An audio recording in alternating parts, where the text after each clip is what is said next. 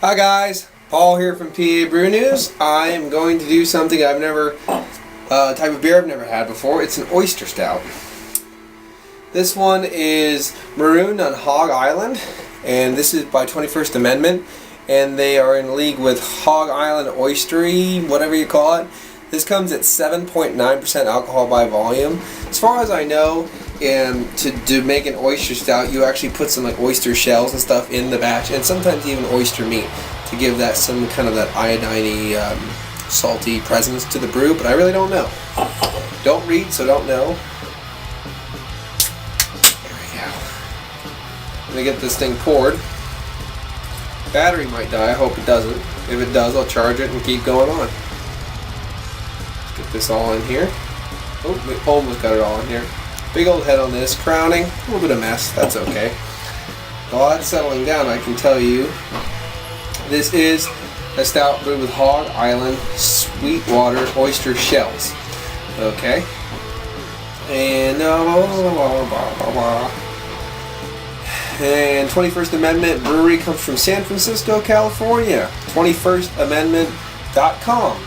Alright, handcrafted and canned. And I'm pretty sure all 21st Amendment stuff is generally canned. I'm pretty sure. There's a big rant on here about Captain this and whatnot, and there you go. You can read it for yourself if you buy this. But big bubbles now. Big bubbles on that one.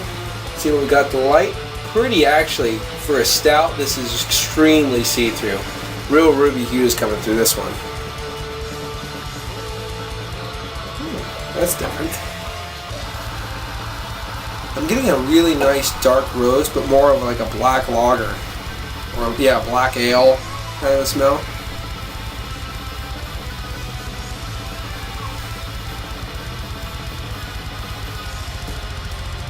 That's about it. I'm getting a little bit of an earth tone, and actually that earth tone might even be some of that kind of salty kind of atmosphere. But I'm getting just a real nice roast. Let's see, give it a go. Cheers.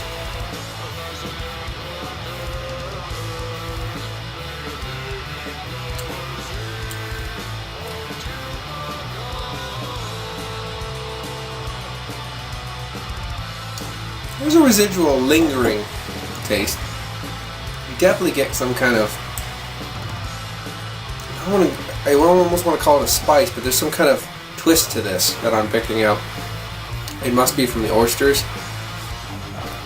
You're mixing herbal tones, earth tones, slight bitterness, mild roast.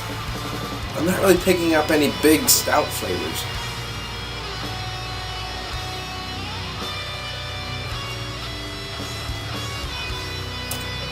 It's a nice roast. This would be a nice black ale, definitely.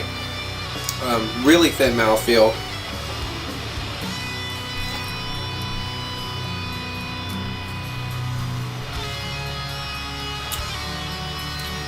Yeah.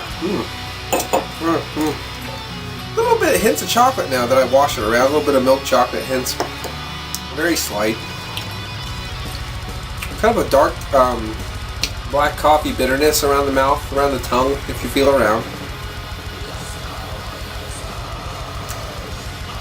Nice bit of roast going on. I mean, there is a nice roast, nice khaki colored head.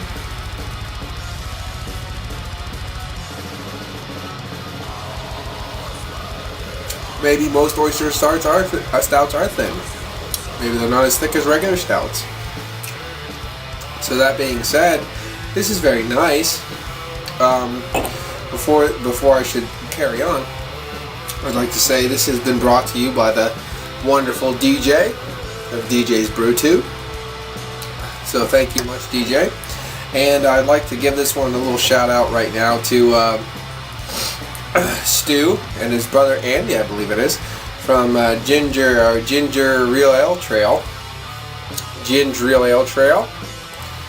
And you should definitely go check them out. Real Ale Trail. Stu does a lot of single stuff, but he does it with his brother. He does reviews from all over the place, does a lot of tours, a lot of trips, a lot of beer hauls, a lot of this and a lot of that. Excellent stuff. He just did an oyster stout, so I was like, you know what?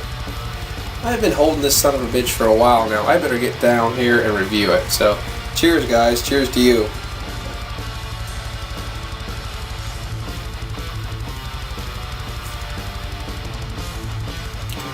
I'm actually picking up a little bit of licorice. Little bit of star anise kind of quality going on here too. So, all in all, it's pretty good.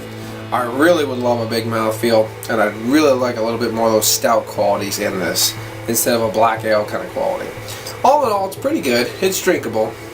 I'm going to give this one probably 7.5. 7.5 for me. It's not quite an 8, but it is good. Definitely check it out. This has been Paul from PA Brew News. Cheers.